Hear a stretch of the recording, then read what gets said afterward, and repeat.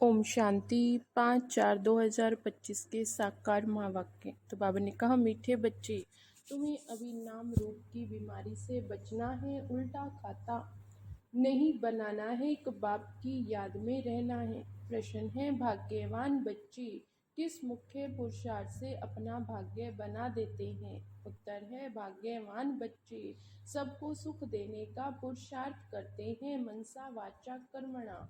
कोई को दुख नहीं देते हैं, शीतल होकर चलते हैं, तो भाग्य बनता जाता है। तुम्हारी ये स्टूडेंट लाइफ है, तुम्हें अब गुटके नहीं खाने हैं, अपार खुशी में रहना है। गीत है, तुम ही हो माता पिता तुम ही हो।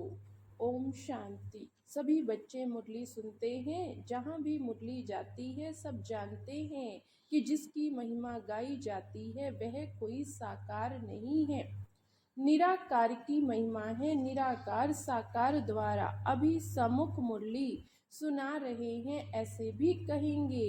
अभी हम आत्मा उन्हें देख रहे हैं, आत्मा बहुत सूक्ष्म है, इन आँखों से देखने में नहीं आती है। भक्ति मार्ग में भी जानते हैं कि हम आत्मा सूक्ष्म है, परंतु पूरा रहस्य बुद्धि में नहीं है। आत्मा है क्या? परमात्मा को याद करते हैं, परंतु वह है क्या ये दुनिया नहीं जानती। तुम भी नहीं जानते थे, अभी तुम बच्चों को यह निश्चय है। यह कोई लौकिक टीचर व संबंधी भी नहीं। जैसे सृष्टि में और मनुष्य है वैसे ये दादा भी था, परंतु जब महिमा गाते थे तमेव माताश्च पिता तमेव, तो समझते थे ऊपर में है। अभी बाप कहते हैं मैंने इसमें प्रवेश किया है, मैं वही इसमें हूँ। आगे तो बहुत प्रेम से महिमा गाते थे, डर भी रखते थे। अभी तो वहाँ वह यहाँ इस शरीर में आए, जो निराकार था वह अब साकार में आ गया है। वह बैठ बच्चों को सिखलाते हैं। दुनिया नहीं जानती वह क्या सिखलाते हैं, वह तो गीता का भगवान श्री कृष्ण समझते हैं, कह देते हैं वे राजयोग सिखलाते हैं। अच्छा, बाकी बाप क्या करते? भल गाते थे तो मात पिता, परंतु उनसे क्या और कब मिलता ये कुछ नहीं जानते। गीता सुनते थे तो समझते थे श्री कृष्ण द्वारा राजयोग सीखा था, फिर वह कब आकर सिखलाएंगे वह भी ध्यान में आता होगा। इस समय वही महाभारत लड़ाई है, जरूर श्री कृष्ण का समय होगा, जरूर वही हिस्ट्री ज्योग्राफी रिपीट होनी चाहिए। दिन प्रतिदिन समझते जाएंगे, जरूर गीता का भगवान होना चाहिए। बरोबर महाभारत लड़ाई भी देखने में आती है, जरूर इस दुनिया का अंत होगा। दिखाते हैं पांडव पहाड़ पर चले गए, उनकी बुद्धि में यह आता होगा विनाश तो सामने खड़ा है, अब श्री कृष्ण है कहाँ? ढूंढते रहेंगे जब तक तुमसे सुने तो गीता का भगवान श्री कृष्ण नहीं शिव है। तुम्हारी बुद्धि में तो यह बात पक्की है, तुम कभी भूल नहीं सकते। कोई को भी तुम समझा सकते हो कि गीता का भगवान श्री कृष्ण नहीं शिव है। दुनिया में तो कोई भी नहीं कहेगा सिवाय तुम बच्चों के। अब गीता का भगवान राजयोग सिखलाते थे तो जरूर इससे सिद्ध होता। नर से नारायण बनाते थे, तुम बच्चे जानते हो। भगवान हमको पढ़ाते हैं, बरोबर नर से नारायण बनाते। इन लक्ष्मी नारायण का स्वर्ग में राज्य था, अभी तो वह स्वर्ग भी नहीं तो नारायण भी नहीं, देवताएं भी नहीं हैं। चित्र है जिससे समझते ये होकर गए, अभी तुम समझते हो। इन्हों को कितने वर्ष हुए तुमको पक्का मालूम है? आज से 5,000 वर्ष पहले इन्हों का राज्य था, अभी है अंत।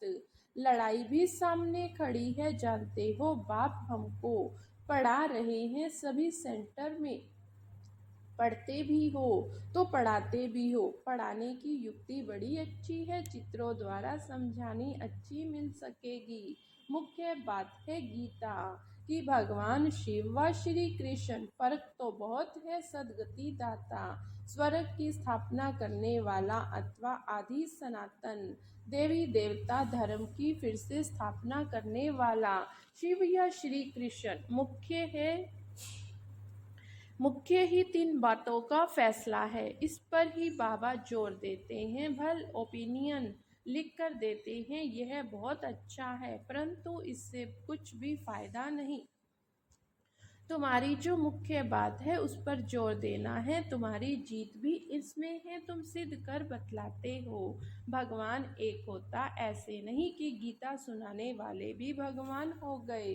भगवान ने राजयोग और ज्ञान द्वारा देवी देवता धर्म की स्थापना की। बाबा समझाते हैं, बच्चों पर माया का वार होता रहता, अभी तक कर्मातीत अवस्था को कोई ने पाया नहीं। पुरुषार्थ करते करते अंत में तुम एक बाबा की याद में सदैव हर्षित रहेंगे। कोई मुरझायस नहीं आएगी। अभी तो सिर पर पापों का बोझा बहुत है, वह याद से ही उतरेगा। बाप ने पुरुषार्थ की युक्तियां बतलाई हैं, याद से ही पाप कटते हैं।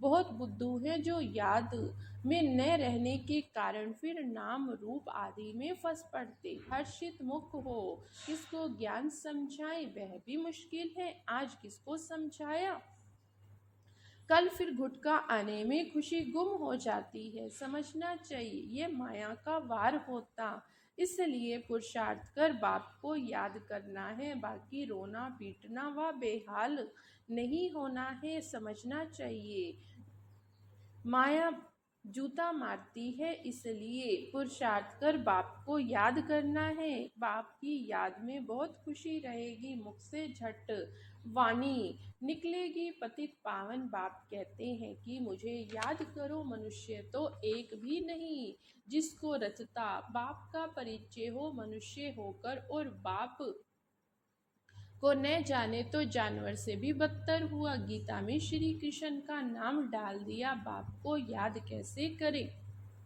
ये बड़ी भूल है जो तुमको समझानी है। गीता का भगवान शिव बाबा वही वर्षा देते हैं। मुक्ति जीवन मुक्ति दाता वही, और धर्म वालों की बुद्धि में बैठता नहीं। वह तो हिसाब किताब चुकतू कर वापस चले जाएंगे। पिछाड़ी में थोड़ा परिचय मिला, फिर भी जाएंगे अपने धर्म में। तुमको बाप समझाते तुम देवता थे, अभी फिर बाप को याद करने से तुम देवता बन जाएंगे। विक्रम विनाश हो जाएंगे। फिर भी उल्टे सुल्टे धंधे कर लेते हैं, बाबा को लिखते। आज हमारी अवस्था मुरझाई सोई, बाप को याद नहीं किया। याद नहीं करेंगे तो जरूर मुरझाएंगे। यह है ही मुर्दों की दुनिया, सभी मरे पड़े हैं। तुम बाप के बने हो तो बाप का फरमान है मुझे याद करो, तो विक्रम विनाश हो जाए। यह शरीर तो पुराना तमो प्रधान है, पिछाड़ी तक कुछ न कुछ होता रहेगा। जब तक बाप की याद में रह कर्मातीत अवस्था को पाए, तब तक माया हिलाती रहेगी, किसको भी छोड़ेगी नहीं। जांच करते रहना माया कैसे धक्का खिलाती है, भगवान हमको पढ़ाते हैं, ये भूलना क्यों चाहिए। आत्मा कहती है हमारा प्राणों से प्यारा वह बाप ही है, ऐसे बाप को फिर भूलते क्यों हो। बाप धन देते हैं दान करने के लिए। प्रदर्शनी मेले में तुम बहुतों को दान कर सकते हो, आपे ही शौक से भागना चाहिए। अभी तो बाबा की ताकीद करनी पड़ती है, उमंग दिलाना पड़ता है। जाकर समझाओ, उसमें भी अच्छा समझा हुआ चाहिए। देह अभिमानी का तीर लगेगा नहीं। तलवारें भी तो अनेक प्रकार की होती हैं, तुम्हारी भी योग की तलवार बड़ी तीखी चाहिए। सर्विस का उल्लास चाहिए, बहुतों का जाकर कल्याण करे। बाप को याद करने की ऐसी प्रैक्टिस हो जाए जो पिछाड़ी में सिवाय एक बाप के और कोई याद ना पड़े, तब ही तुम राजाई पद पाएंगे। आजकल तो अल्लाह को सिमरे और फिर नारायण को सिमरे। बाप और नारायण ही याद करना, परंतु माया कम नहीं है। कच्चे तो एकदम ढेर हो पड़ते। उल्टे कर्मों का खाता तब बनता है जब किसी के नाम रूप में फंस पड़ते हैं। एक दो को प्राइवेट चिट्ठियां लिखते हैं, देहधारियों से प्रीत हो जाती तो उल्टे कर्मों का खाता बन जाता है। बाबा के पास समाचार आते हैं, उल्टा सुल्टा काम कर फिर कहते हैं बाबा हो गया। अरे खाता उल्टा तो हो गया, यह शरीर तो पलीत है। उनको तुम याद क्यों करते हो? बाप कहते हैं मुझे याद करो तो सदैव खुशी रहे। आज खुशी में है, कल फिर मुर्दे बन पड़ते हैं। जन्म जन्मांतर नाम रूप में फंसते आते। स्वर्ग में ये बीमारी नाम रूप की होती नहीं, वहां तो मोह जीत कुटुंब होता है। जानते हम आत्मा है, शरीर नहीं। वह है ही आत्माभिमानी दुनिया, यहाँ है देह अभिमानी दुनिया। फिर आधा कल्प तुम देही अभिमानी बन जाते हो। अब बाप कहते हैं देह अभिमान छोड़ो। देही अभिमानी होने से बहुत मीठे शीतल हो जाएंगे। ऐसे बहुत थोड़े हैं, पुरुषार्थ कराते रहते हैं, बाप की याद ना भूले। बाप फरमान करते हैं मुझे याद करो, चाट रखो, परंतु माया चाट भी रखने नहीं देती। ऐसे मीठे बाप को तो कितना याद करना चाहिए। यह तो पतियों का भी पति, बापों का भी बाप है। बाप को याद कर फिर दूसरों को भी आप समान बनाने का पुरुषार्थ करना चाहिए। इसमें दिलचस्पी बहुत अच्छी रखनी चाहिए। सर्विसेबल बच्चों को तो बाप नौकरी से छुड़ा देते। सरकमस्टांस देख कहेंगे अब इस धंधे में लग जाओ। एम ऑब्जेक्ट तो सामने खड़ी। भक्ति मार्ग में भी चित्रों के आगे याद में बैठते हैं तुमको तो सिर्फ आत्मा समझ परमात्मा। बाप को याद करना विचित्र बाप को याद करना ये मेहनत है। विश्व का मालिक बनना कोई मासी का घर नहीं। बाप कहते मैं विश्व का मालिक नहीं बनता हूँ, तुमको बनाता हूँ। कितना माथा मारना पड़ता है। सपूत बच्चों को तो आपे ही होना रहेगा। छुट्टी लेकर भी सर्विस में लग जाना चाहिए। कई बच्चों को बंधन भी है, मोह भी रहता।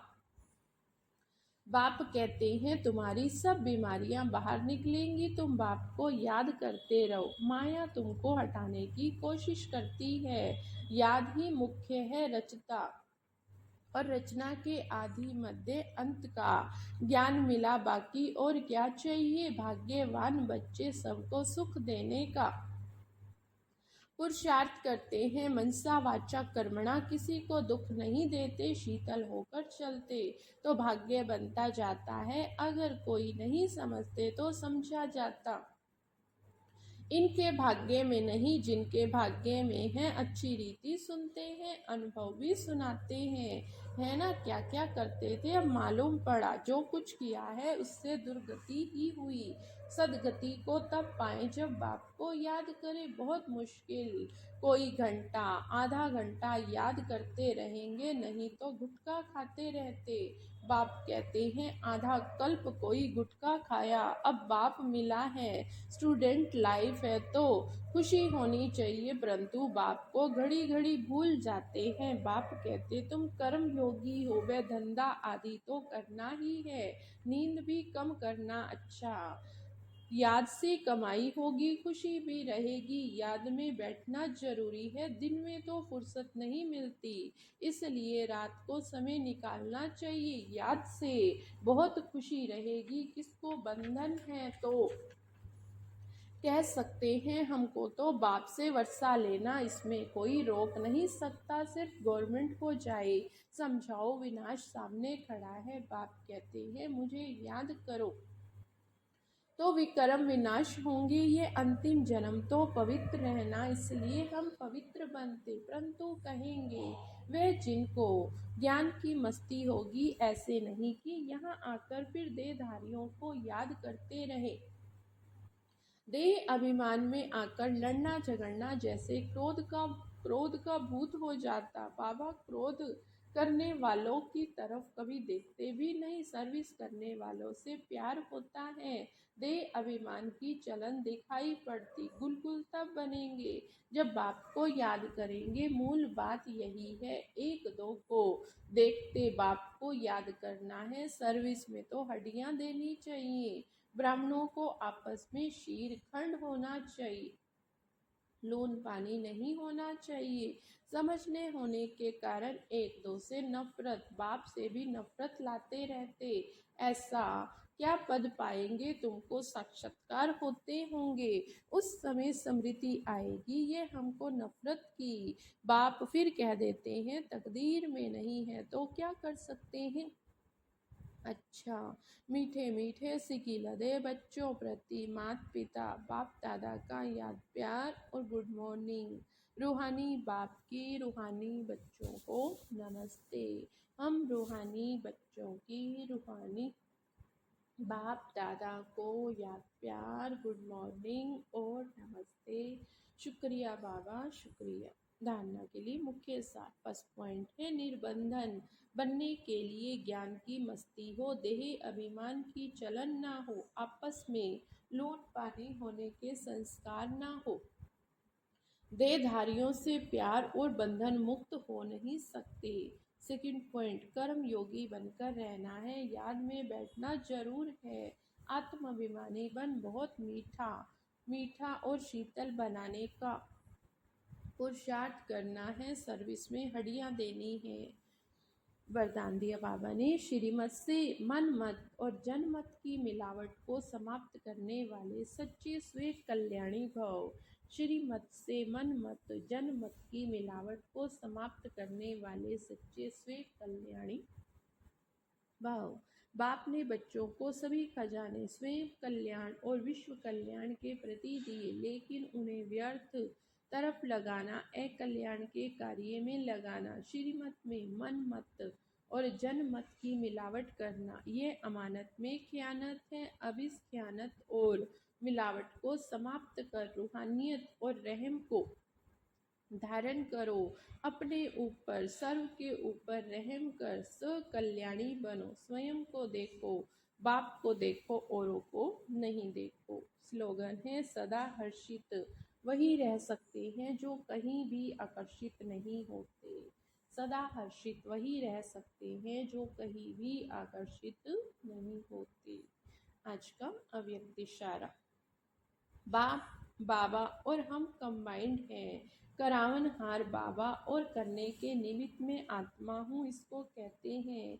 एक की याद शुभ चिंतन में रहने वाले को कभी चिंता नहीं होती। जैसे बाप और आप कंबाइंड हो, शरीर और आत्मा कंबाइंड है, आपका भविष्य विष्णु स्वरूप कंबाइंड है। ऐसे स्वयं सेवा और सर्व की सेवा कंबाइंड हो तब मेहनत कम सफलता ज़्यादा मिलेगी। अच्छा, ओम शांति।